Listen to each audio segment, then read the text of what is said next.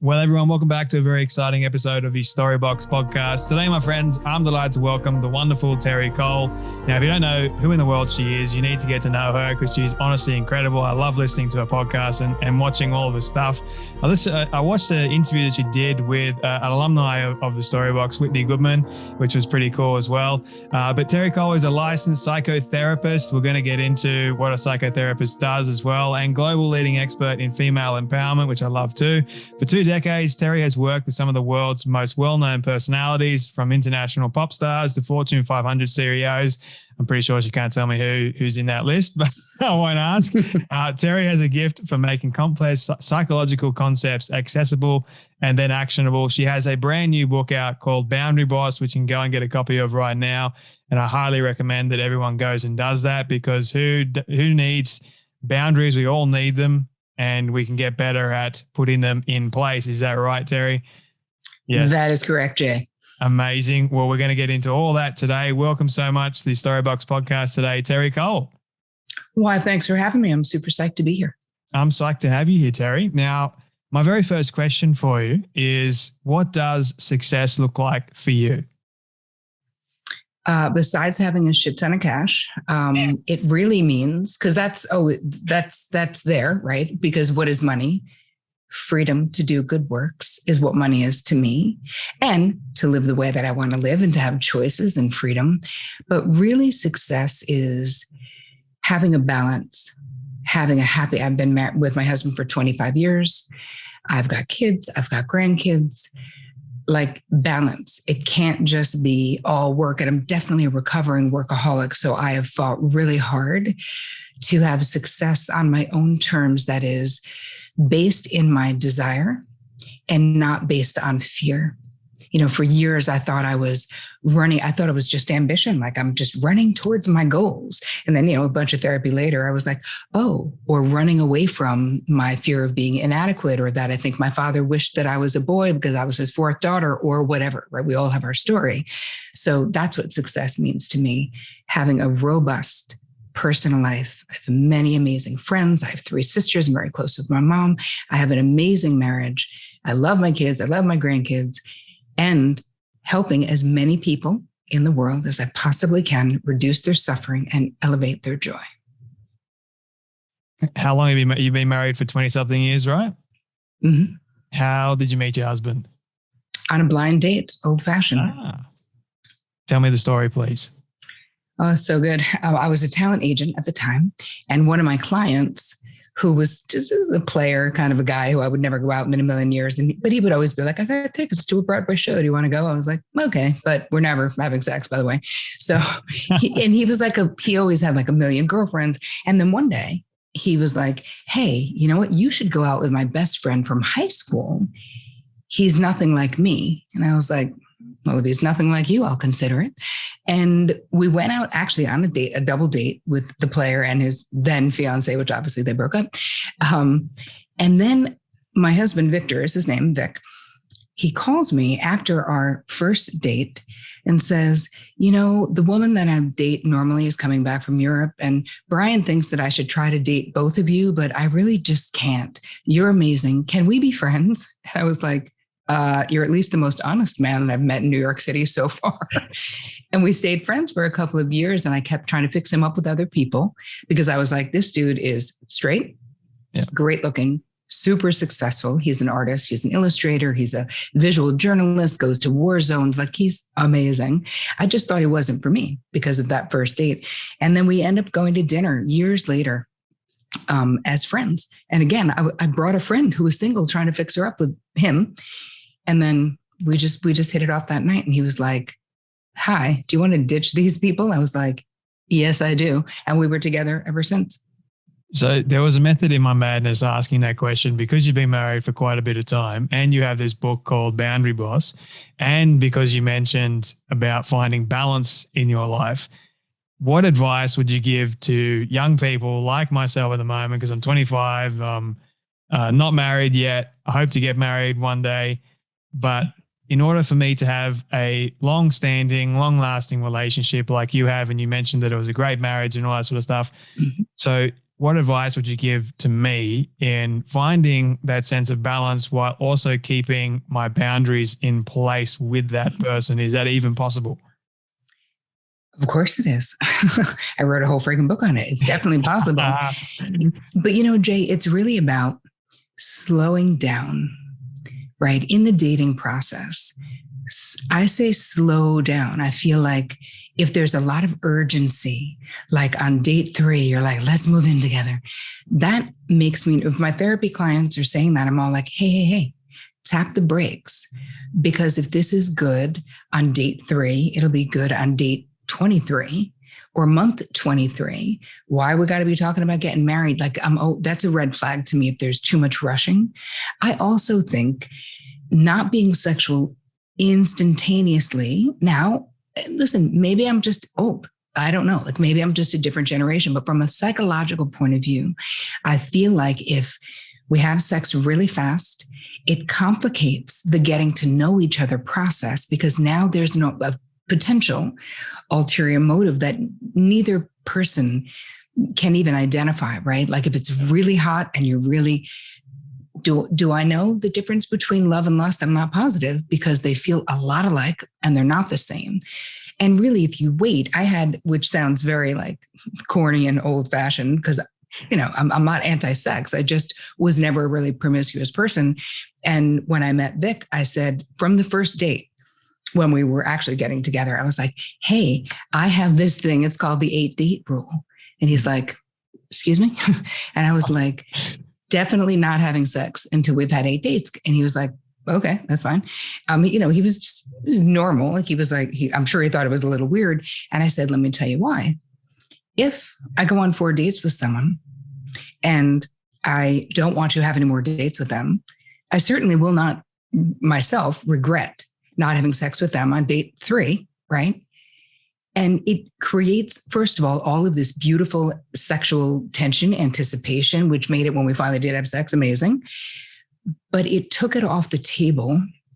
So it also wasn't preoccupying our minds and his mind. Like, should I bust a move? Should I not? Is this the right thing? I'm at her apartment. We're making out. But so it was actually very erotic, honestly, to not have to know we weren't having sex for 8 dates.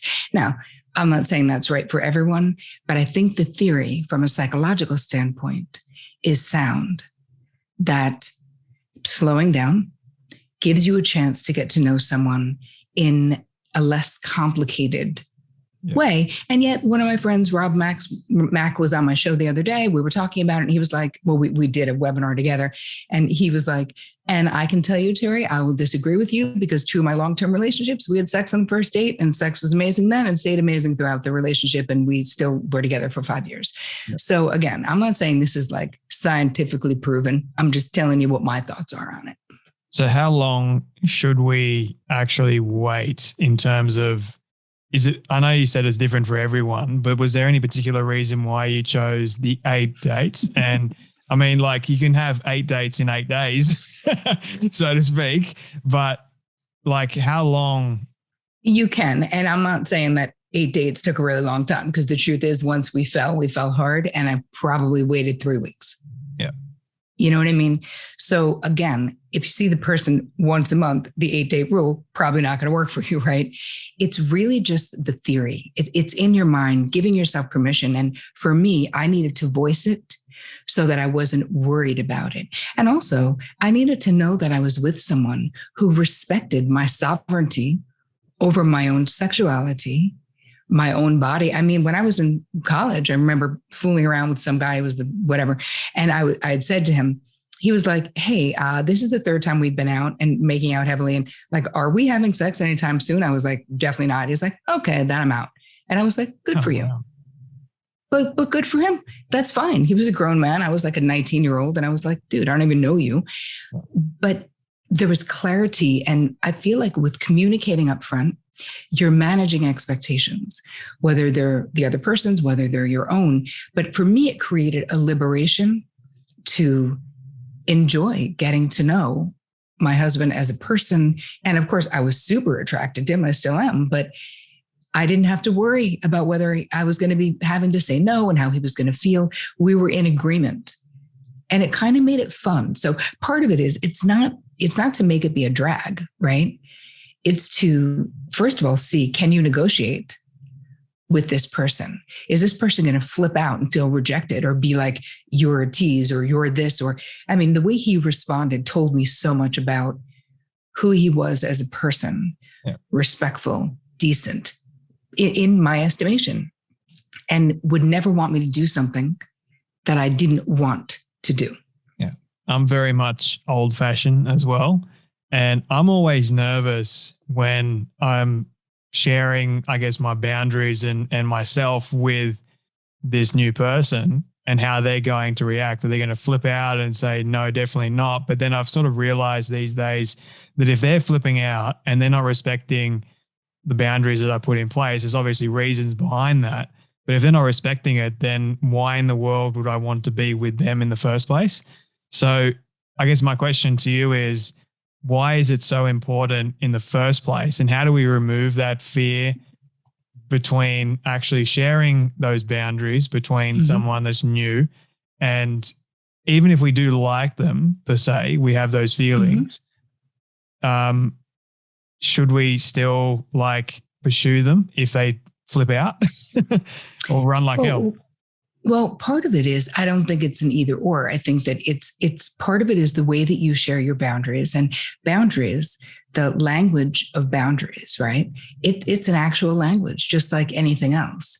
And so a lot of times we wait too long to say the thing, and then the thing comes out way hotter than we meant it, rather than saying, oh, hey, I'd like to make a simple request. Like, here's an example of like you're dating early and the person says, I'll call you Friday. Let's go out Friday night. You go, great. They don't call you Friday. Let's say you don't call them on Friday, but then they call you Monday, or they call you late on Friday and they're like, hey, what's up? So you either collude with their bullshit behavior and you're like, nothing, just, about to hit the sack or whatever it is you would say. Or you say, hey, I thought you were going to call me today and you didn't, and I'm not sure why. You can just straight up say it. If that person's like, what, do you already think you're my boyfriend? If they go into some of that stuff, you can say, listen, I'm busy. And I'm someone who does what I say I'm going to do. Yeah. And in my life, I only have room for other people who do what they say they're going to do. Now, we don't have to get all aggro about it, right? I say to people, if people say I'm going to call and they don't, I always say, hey, I'd like to make a simple request. Just keep your word. Because you know what, people, life is short. I don't have time for your ambivalence, for your insecure attachment, or whatever the hell it is. Either talk about it or don't. But that's a boundary, which says, I'm not going to collude with your fake reality because you did say you were going to call. I'm not making a major case of it either. Matthew Hussey has a great, I always steal this from him because he's got really good like text things that you can do if you're dating. And he says, if somebody, gets in touch with you late night, let's just say you're first dating and they get in touch like, hey, I'm near your place. Want to hang? Or it's like 11:30 at night and you're so clear it's a booty call that you can say, oh, hey, I think you're mixing me up with someone who's had many more dates with you than me. But in the future, that sounds great. In the meantime, have a good night. But like cute, winky face, we're not talking about being offended by everything because there's no need. And when you become fluent in the language of boundaries, it gets so easy to talk true, as I call it. And what you're really doing is the most loving and most generous thing that you can do in any relationship, because you are letting someone know who you are. Why set ourselves up for bad behavior, people not following through? Like, why? There's no reason, and you don't need to. And so many women in my therapy practice, in my groups, and my courses will be like, well, I'm afraid they're going to think I'm high maintenance. I'm like, here's the thing. Know who you are. Expecting this mother effer to keep their word, that is not high maintenance at all. That's literally having standards. And that bar is low as hell in my book. That's the very least you're going to do, is keep your word. So I say early and often when you're dating, call someone out, not in an aggressive way, But if they're doing something that you feel that constriction in your chest, you're like, oh, that's when you know a boundary has been violated. Like, even if you can't say something in the moment because you might go into fight, flight, freeze, or fawn, like we have a lot of physical things that may be happening if there's a boundary violation, but that's your cue that something needs to be said. And you can do it after the fact. Like, there's no statute of limitation. I don't care if that shit happened in 1978. You could be like, hey, Bob, remember the summer of 78? Like, I want to tell you how I felt about that interaction we had, because there is no statute of limitations on you telling the truth about your experience. But in the dating scene, what will happen is if you, in a cool, neutral way, right? Again, not super aggressive, say, hey, do me a favor. You said you're going to call on Friday, call. Yeah. That's it. Because you don't have to call. You don't have to ever call. Yeah. But if you say you're going to, I expect that you will. And it was on my docket, right? It's on my plate. And then you didn't. So that is my simple request. It's not even that hard. Their response and their reaction, right? Like, my husband could have been like, you're a friggin' weirdo, bye, on that 8-date thing. He could have. But the fact that he was such a Pisces that he is and so mellow and was like, okay, sounds good. I mean, did it sound good? I don't know. But he didn't mind, was the point. We were having fun, doing things, going to concerts. So I feel like the information, the data that you will get about that person is really valuable. If the person does flip out, and that was literally the longest way around the barn to get back to your freaking question, which was, if the person flips out, do you run the other way? If the person's like, well, I don't see why you're getting so mad, you stay on your side of the street saying, oh, hey, for clarity, I'm not mad. I'm actually just being really clear that this is the way it needs to be for anyone who's in my life. Got to keep your word, got to do what you say you're going to do. And truthfully, I don't think it's a lot to ask. So if these types of conversations are going to be like not good for you, then I'm probably going to be not good for you, because I want to be able to talk about anything with whoever I'm dating. Yeah. Thank you for sharing that. By the way, I love long answers to questions. It means that I don't have to talk as much. But I wanted to ask you about, because we did mention them a little bit before, red flags. I mean, red flags are there for a reason, obviously. Firstly, what are some of the biggest red flags we should look out for before we even venture into a relationship? And if they are there, is it possible to mend those red flags, like get rid of them, make them green? It depends on what they are. So let's talk about what they are. Okay. Does the person remember what you talk about? Are they a good conversationalist? Meaning, do they ask you a question and allow you expanse to answer the question? Or are they like a wait to talker, quote unquote, where you're talking and they just can't wait to find a hole where they can dive in and co-opt that conversation back to themselves? So you want to be really mindful about what kind of a listener the person is, to see if they're actually interested in you or if they're more interested in having an audience. If they're endlessly talking shit about all their exes are insane. Hey, you know who the common denominator is in that? The person that you're dating. Yeah. So be mindful. If they don't have any friends, that to me, that makes me nervous. Someone who doesn't have any friends, something is going on if you have literally zero friends, or if you're always talking badly about your friends. Right. And this one could turn green, right? Because some people have crazy families. So like if they're completely estranged from the whole family because the family is completely toxic, narcissistic, whatever, fine. But if that isn't the case and there's just a super ton of conflict within the family system, it doesn't have to be a red flag about the person. It's just something to be mindful of, because we repeat what we do not repair. So I did not make up that amazing quote, and I forgot the lady's name who did, but I'm sure 1,000 people listening, it's a very popular quote about what I call repeating boundary realities, repeating relationship realities. So you want to be mindful of what evidence do you have of what they might be repeating? What are the red flags? If they're super secretive. I had a boyfriend once whose apartment I never saw, and obviously he was cheating on me. Okay. Like literally never saw. He's like, it's because it's small. And I was like, oh, probably because you have like a whole family there that I didn't know about. All right, that's exaggerating, not true, but still, I should have known that secrecy was, and people love to be super secret under the guise of being, I'm just a private person. Yeah. You're like, nah, there's private is one thing, and being like secret is another. Other red flags, they don't like your friends. They want to isolate you from other people in your life. They're a bad sharer of you. They don't, instead of wanting to come into the fold of your life, they're trying to pull you out of the fold of your life. And then people who are too codependent, people who are either really jealous. That is a huge red flag to me, because that shit is most likely never changing. And it is so toxic and abusive. Like, it really does become terrible.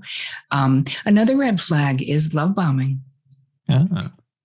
where the person is overly rushing the situation, right? And being like I was talking about before, being like, oh my God, you want to go to a wedding for me in 2027? You're like, hi, that's 5 years from now. Like, are we going to be together in that time?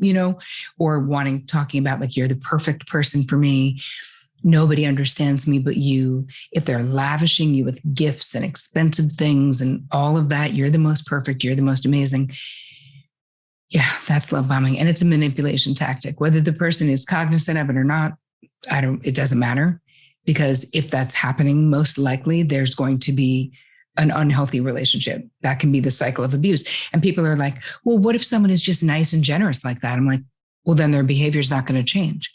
Yeah. And they're going to stay nice, generous, loving, thinking you're the most amazing thing since sliced bread consistently. They're not going to suddenly be like, are you wearing those pants? Because honestly, you look like a tubbo in those. Like, suddenly there's a switch with people like that, narcissistic personality disorder and different other sort of cluster B personality disorders. There will be a moment when that love bombing, the cycle of abuse begins, and then you as the sort of person being victimized is always trying to get back in the good graces of that time when you were the most amazing thing to them. It's just awful. Yeah. All right. I think I covered quite a bit. There's a lot there. And I think as you were listing out some of these like red flags, I was remembering back to one of the relationships that I was in 2018, and it ended badly in 2019, purely because I didn't realize that I was displaying a lot of these red flags. It was a very unhealthy relationship that I was in. I was love bombing. So I was basically, I put my whole identity and my entire worth into being with this girl. And then I would just shower her with gifts. I would spend an enormous amount of money on gifts, and that wasn't even her love language, and I thought it was. So I wasn't listening either to the fact that she was telling me, slow down, stop. I'm like, no, that means more. I got to give you more. I'm not doing enough. And then I would be extremely jealous. And I liked her friends, but I wanted to have her all to myself most of the time. So it was very, as you can tell by me just saying all these things, it was extremely unhealthy, and it was bound to fail.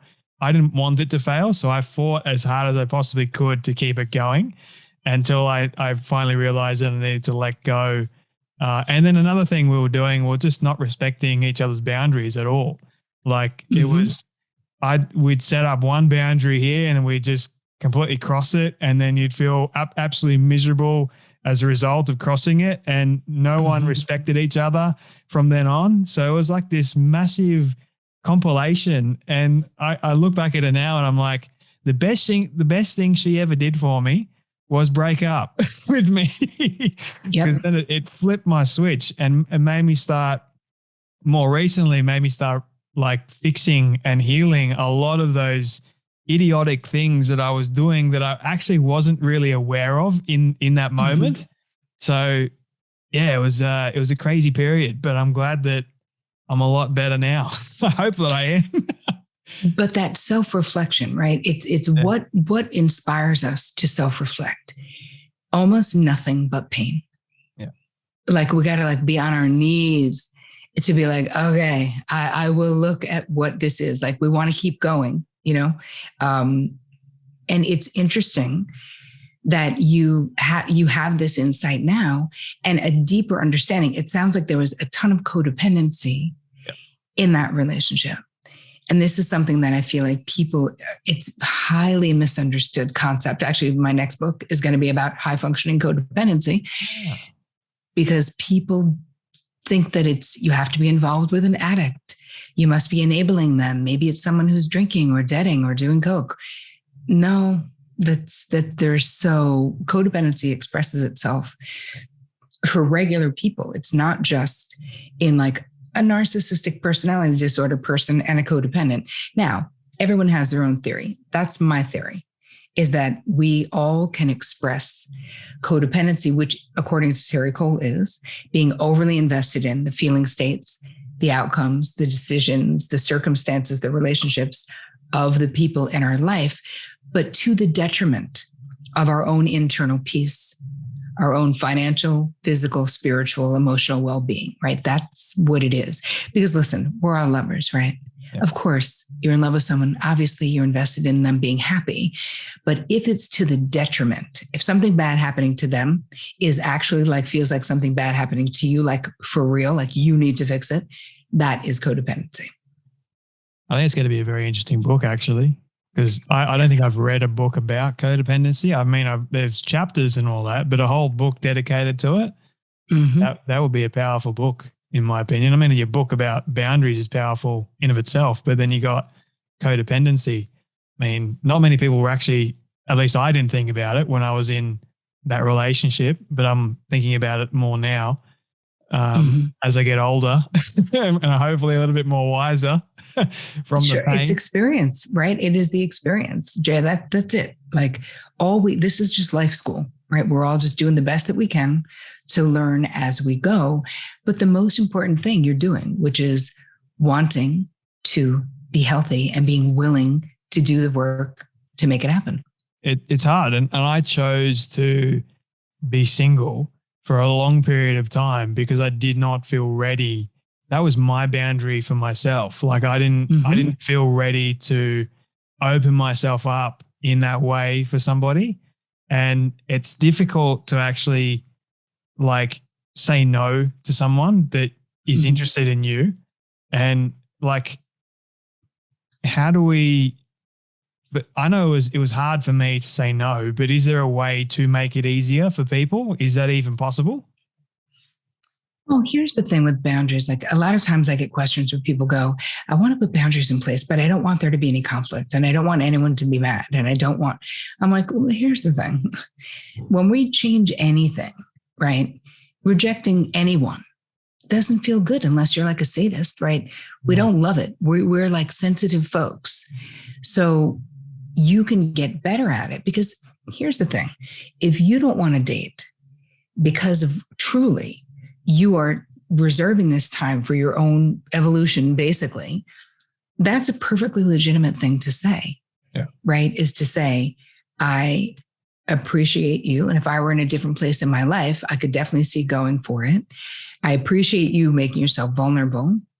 And where I am right now, my bucket is not full enough for me to be sharing my life with someone else. I'm in the process of doing a lot of healing. And, I don't expect that you'll be single in a few years, but maybe you will be. Who knows? There's ways to do it. It's us getting over our fear of doing it. And when I say getting over it, I mean feeling the fear and doing it anyway.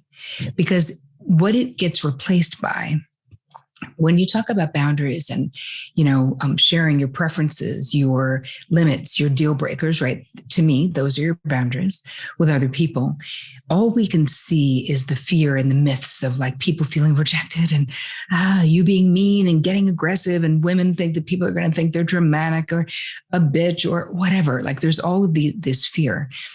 And what you don't see until you really start putting this in place is the self-esteem and the self-love and the strength of your core self that starts happening when you have the ability to talk true, and how good it feels to be known, to be authentically, succinctly known for who you actually are. I was just interviewing people on my team for new social media people. And I was having a very candid conversation. I'm so excited of your talent. I was talking to one of them and I said, and for clarity, this company is not a democracy, right? This is my company. The most important thing is what I think and what I want. I am paying you for your professional opinion, for you to get innovative, do all those things. But I'm not on the like kumbaya boat where I got to think that my company, which is I'm on the hook for, it doesn't matter what they think about some things. Do you know what I mean? And I feel like a friend of mine who has a big business as well was telling me that, her second in command is always like saying, if that's okay with you guys, I'm like, hey, man, the only person this needs to be okay with actually is me. So if I'm okay with it, I will give you the directive. And if you don't want to do it, then we'll discuss why. Or if you think it's not the right move, I'm also open to that. But that clarity, I never could have done that 15 years ago. I never would have. I wouldn't want them to think I wasn't nice. But it is not nice, legitimately speaking, to say yes when you want to say no to something, to let someone believe something about you that is inaccurate. We're giving corrupted data to the most important people in our life and then wondering why we have existential loneliness. I know why. Nobody friggin' knows you. Yeah. Unless you're telling the truth about how you feel and you're not into the people pleasing and all the scenarios. And it's painful. Hence why I wrote a whole book. Hence why I have a whole course called Boundary Boot Camp. And I've got codependency courses because nobody teaches us this stuff, Jay. It's not like my mother or father or anybody was like, hey, this is how you set a boundary. And you should. Most of us were taught the opposite, right? Be a good girl. Like, shut up. Don't be a troublemaker. Don't be a big mouth. Don't stir the pot. Don't be a drama queen. Those are the messages. At least that's what I got, where it was like, do well in school, be a good girl. Nobody was like, what do you actually think? Yeah. Nobody cared unless it was positive. I could share if it was positive. But if I had a complaint or if I was upset about something, no, get it together. Pull yourself up by your bootstraps, Yeah. Completely understand where you're coming from there because I grew up in a conservative Christian household and there were a lot of things that I was taught and I didn't really question growing up. And now I'm questioning a lot, a lot more than what I did as a kid. And it's finally starting to make a lot more sense to me the more I start to open myself up and the more I question those sort of things. But something you mentioned there sort of interested me even more about the no and the rejection side of things, because no one likes being rejected, yet it happens to us every single day. It's just a fact of life. We just got to, I say we got to appreciate it and lean more into it because it's going to teach us more about ourselves. But in also saying that as well is you sort of set me up for this one because we have so many boundaries in our lives, or we should have so many, quite a few boundaries, right? Is any boundary too unrealistic for someone to appreciate or respect? Yep. Here's the thing. Let's make the distinction because I think boundaries are very misunderstood. And a lot of times people will use the language saying something is a boundary, but it's really not. It's a lever to control the other person. So like a perfect example is I had a client who she liked to go to bed early. Her partner liked to go to bed late. They were trying to meet in the middle.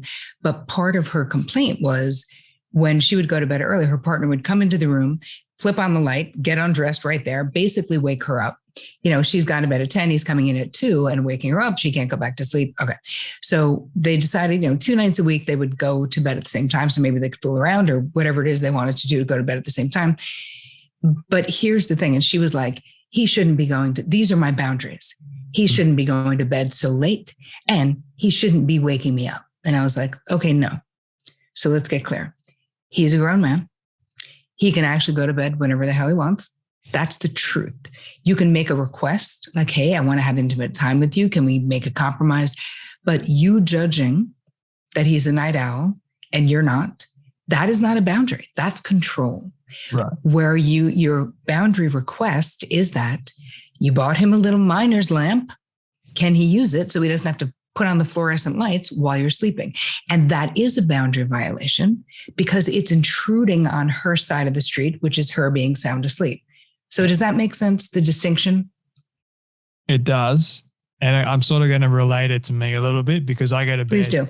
I go to bed super early and I don't like that being messed with at all.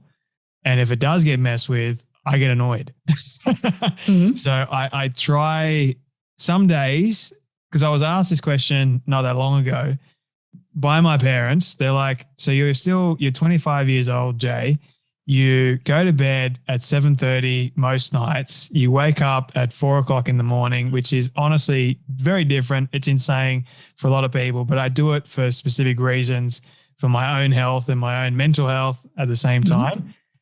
But also in saying that, they're like, how are you going to, go out to dinner with someone? How are you going to do all that sort of stuff? Is there any like leeway at all? And I'm like, well, yeah, I've got this boundary here that I don't want to be crossed, but I can make some exceptions that I feel comfortable with.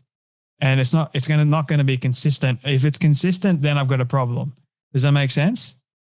It does. But part of it is you've got to look at how rigid sort of your attachment to that schedule is. Yeah. And listen, there are people who do the news in New York City at 3 a.m. You know what I mean? Their whole life is going to bed at 5 o'clock and getting up at 2, and they have relationships and they live lives. So part of it is partnering with someone who has a certain amount of flexibility. I'm not saying that that person needs to want to go to bed at 7:30 with you, but where you go, okay, how we celebrate together is we'll do lunches out, right? I'm just thinking about like, what would problem solving sort of look like? You don't have to do the traditional things that other people do. If you find your right person, they're not going to care. They're going to be like, great, twice a week, we meet for a big ass lunch at 1 o'clock. And then they do what they do and you go to bed at 7:30, and there's no problem with that. If you got to go to a wedding or do something else, you've got to be, of course, flexible enough to be like, oh, okay, on this night, I'm not going to bed at 7:30. Yeah. But I feel like it is your right to have that preference. Your parents do not need to understand your preference for your preference to be valid. You need them to respect your preference. So if they continually, and you didn't say they are, I'm giving an example, hassle you about like, we want to do family dinner at 8, or whatever, you will have to continually draw the boundary and say, hey, you guys, you're well aware this is my schedule. You cannot like it, but I will require that you respect it. Yep. So why don't we plan family lunch on Wednesdays at 1? Or whatever, right? Another thing is when we're trying to compromise with people that we actually love, there needs to be some kind of give and take, right? So instead of just being like, hey, get off my back about 7:30, it can be like, hey, this could really be fun. Why don't we try this if you want to spend time with them or whatever? You know what I mean? That makes a lot of sense. And yeah, my parents, they sort of like making fun of me in that respect, in a jokingly sort of manner, but I know there's some seriousness behind it. And I've had to tell them a couple of times, just leave me be. But yeah, and you're right. Like, I think that person that I end up being with will just not really care what time I go to bed. And that means she's the one for me. if they can accept that, my goodness. But Terri, I wanted to also be respectful of your time. I feel like I could talk to you for ages about this stuff. It's a lot of fun. But I wanted to ask you as well, because you said that you were a talent agent at one stage and then you moved into psychotherapy. Can you share with me that story, please? Sure. I was negotiating contracts for supermodels and celebrities. That was my job. And, even though everyone thought it was great and cool and sparkly, and, it was to some degree, I was becoming less and less enamored with the life, with the traveling so much, with all of it, with the way that you got to deal with celebrity, all the things. And I was also building my mental health. Mm. So I became like obsessed with helping others long before I was a therapist, helping others get into therapy. I was definitely more interested in the mental health of my model clients than I was the Pantene deal or the movie contract that I was negotiating. I couldn't wait to get people into eating disorder clinics and drug treatment clinics and all the things that they needed. So I knew I had become too healthy psychologically to stay in the business that, at least when I was there, this is the 90s, it was so friggin' toxic. It was also at the height of the George Michael supermodel clan thing, so nobody in my life, not that I cared because I truly didn't, but my father was like, wait, you're running an agency, but now you're quitting your job to become a social worker. Why? That's like the dumbest idea ever. And he said, why? And I said, because I'm not happy. And he said, literally verbatim, sounds weird. And I was like, well, sounds weird to you. My happiness is important to me. And lucky for me, I don't need anything from you. So how about you just support my decision? And he was like, okay, I do. I was like, okay, well, there you go. There we have it. So part of the moving into this was, it was what I was doing. It was really what I wanted to do. And it was scary, of course, leaving a boatload of cash, which I saved not that much of, to be honest. I just did whatever the hell I wanted, just travel, I just lived my life, So I think when I quit and I started going to NYU, and I also applied to one grad school, I was like, if I don't get into NYU, I guess I'm not meant to be a therapist because I'm not moving to fucking Ohio. So I hope I get in. I went to a crappy undergraduate school. So I actually thought I didn't really have a great shot. But of course, I talked about the hotbed of not mental health and entertainment was. And I was like, if I could just get an interview, I could probably get myself in. And I got a panel interview and I was accepted. And then I was like, oh my God, now I have to go. You can't get accepted and not go. So I ran the agency remotely almost the entire time that I was doing an accelerated master's program at NYU. And then I graduated and literally put up my shingle the day I graduated. I took the test the next day, passed, and I was like, and I'm in business. So why psychotherapy and not become a psychologist? Is it timing wise or? Yes, It was so much less time. Yeah. And what I wanted to do was be a therapist, a talk therapist, which you can do with, at NYU, it's like a clinical master's program in social work where it was geared towards private practice. Yeah. So that was what I wanted. And I loved that, I did a ton of research on all the Columbia, Fordham, all the ones in New York, right? Because I wasn't willing to move outside of the city, but I was looking within. And really, NYU had the program that I wanted to go to. So that's why psychotherapy, because what I wanted was the ability to see therapy clients and to be able to give them bills so they could get money back from their insurance. I never did the being a part of insurance stuff because they don't give you any money, but I wanted to. So I did my 3,000 hours. There's a whole bunch of hoops that you got to jump through in New York to be able to give people bills so that they can get reimbursed by insurance. And did you ever think that you would write a book one day or more than one book? Interestingly, I think I did think that. Like there's a part of me that, I don't know, I always knew that I was meant to help people, like for sure. Like, because I always did, even as a little kid. Like I was always the one, like I'm such an empath, such a highly sensitive person and I loved sharing what I learned. If I could help someone else suffer less of something that I suffered, and I did this thing with Deepak Chopra, who was really a mentor to me. And he basically was like, if you go through like hell and back, I mean, this is all paraphrasing because obviously Deepak does not talk like that. And you learned something. And if the thing you learned could lessen the suffering of others, then it's sort of like in a way, your duty, or, he said kidding to me, it'll put karma in your karma bank. And I was like, you're funny, but really, and that really impacted me. This was many years ago, almost, 20 maybe, where I thought, wow, this is what my whole life is wanting to help others suffer less and really step into, like, we're so lucky to be alive. I recently had a very close girlfriend who was only 53, had a beautiful wife, 3 gorgeous kids. She died, like not just too young. And she actually, in a dream to one of our other friends, she came in the dream. And in the dream, she sang to our friend Allie, like Allie's crying, like, oh my God, Patricia. And she's like, Allie, this is amazing. And she's like, why is it amazing? She's like, you're still on earth. You get to live. Like, live, babe, live your life. And this, I've known about this dream for about a year. And it's like, it's my mantra. Like, I get to live. You get to live. Every single one of you listening to this podcast. Like, what an honor and a friggin' privilege. And dude, we really do not know when our time is going to be up. So it's like, let's live, let's help each other, let's love, let's become our best selves. Let's create amazing things together.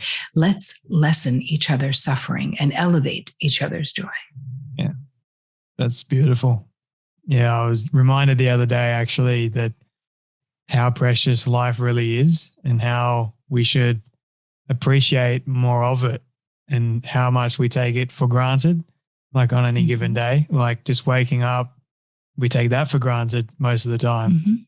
Like the fact that you got air in your lungs and you're actually, your brain's working. Like that for me is like, that's special. Yeah. You have hot water in your shower. How about that? You have food, relationships, a roof. You live in where you live and I live where I live, which is privilege upon privilege upon privilege, you know? They're beautiful, beautiful things. And I wanted to ask you, Terri, how hard was it for you to write a book on boundaries? Well, the truth is that I was writing this book and my mother got diagnosed with anal cancer, which is terrible. She's okay now. She's cancer-free, but she was 83 at the time and a young 83, like definitely not ready to die. So chemo, radiation, it was friggin' hell. And I had to become the boundary boss that I already thought I was because I had to keep my writing schedule. I had to let my sister step up and not be like the bossy one doing everything. I have 3 older sisters, but I was always like the one, you know. I had to be a boundary boss when it came to the publisher, right? We couldn't get the cover right. And I knew it was my designer in London who I wanted to do the cover. I tried to make, and then I was like, no, I was like, Wayne, just make 4 covers. We're just going with our cover. And I mean, I did that, but that was hard to do with my first book. So I would say it was challenging, but I learned so much about myself and about my resiliency and about how, like, I wrote the book I wanted to write.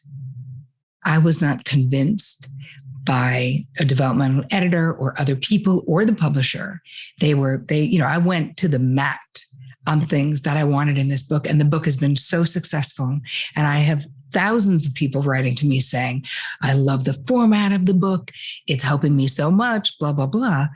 But part of that is when your gut is like, no, it has to be. And I was like, you guys, I'm the only therapist here. Trust me when I tell you, this is the order it must go in. Yeah. This must be at the end of the chapter. This must be at the end of the book. So I know, long way around the barn to get back to how was it? Challenging, energizing, terrifying, frustrating, exhausting, and so scary because here's the thing. You hand it in, the final, you've done the minuscule line edits, like everything. You've been doing it for however long you've been doing it. And then you just go, wow, I hope this is going to land the way that I think it is. Like, I hope it's as clear as I think it is. I hope I said what I wanted to say. And then when the feedback starts coming in, you're like, oh my God, this is amazing. I'm doing my dharma, right? My purpose in life, reaching people all over the world. I had a whole campaign to get it into libraries. So if you couldn't afford a book, you could get it for free in a library, or I would give it to you. Like I just wanted everyone to be able to read it.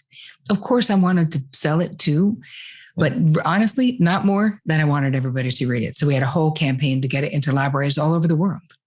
And if you look at the Amazon reviews as well, like how many have you got now? You got quite a lot. A lot. I don't even know, honestly. I mean, my team like reads them and drops them sometimes. And it makes me so happy. They're like, Terri, you need to be seeing what's happening. And I'm all like, head down, next book. What am I doing? But I do need to look up and smell the reviews once in a while.